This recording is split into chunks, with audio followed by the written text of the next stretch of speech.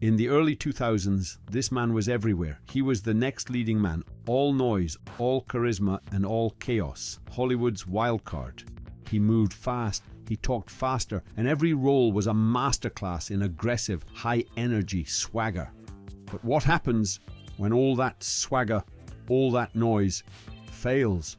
The massive public failure of Alexander was the wake-up call. The central question is, how does an actor go from being Hollywood's most chaotic next big thing to one of its most respected, restrained character actors? This is the story of how Colin Farrell saved his career by learning the power of stillness. The studio system saw a gap for the next big, swaggering star, and they pushed Colin Farrell into it before he was ready. He was marketed as the Hollywood ideal, the charming, volatile bad boy. His performances followed suit. His characters were loud, fast-talking, and high energy. The swagger wasn't just a part of the role, it was the performance. If he was on screen, he had to be the loudest thing in the room. This chaotic energy came to a head with the colossal public failure of Alexander. The critics hated it, the audience ignored it, and the spectacle was overwhelming. Suddenly, the system that built the wild card walked away.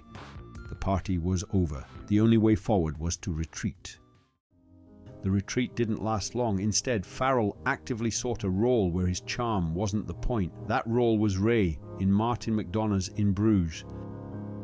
Ray is stripped bare. He's devoid of the previous wildcard swagger, operating on pure guilt, regret, and self-loathing. The voice is quiet, the body is restrained, and the character never uses charm to escape his situation. This film proved for the first time that Colin Farrell didn't need a shout to command the screen. He could hold the audience's attention with just his eyes and a whisper. This wasn't just an artistic success, it was a career correction. He proved his vulnerability was his new strength, trading in the high-energy chaos for a deliberate, powerful silence. He learned that true presence is found in stillness. The pivot was complete. Now he was ready for a new voice, the voice of the auteur.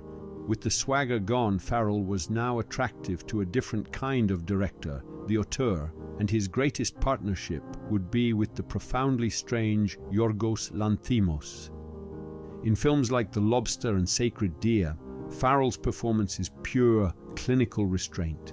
He traded his fast-talking charisma for a terrifying deadpan stillness. His job was no longer to lead, but to completely disappear, to serve the director's unique, often uncomfortable vision. This journey culminated in The Banshees of Inisherin. His performance as Padric is the perfection of that hard-won stillness. The character is quiet, vulnerable, and completely without vanity, relying on an Oscar-nominated performance of pure, heartbroken nuance. And if the emotional vanity was gone, the physical vanity soon followed. His total disappearance into the Penguin, a character who is unrecognizable as Colin Farrell, is the final proof of his new commitment. His early years were a wildcard performance, built on noise and motion.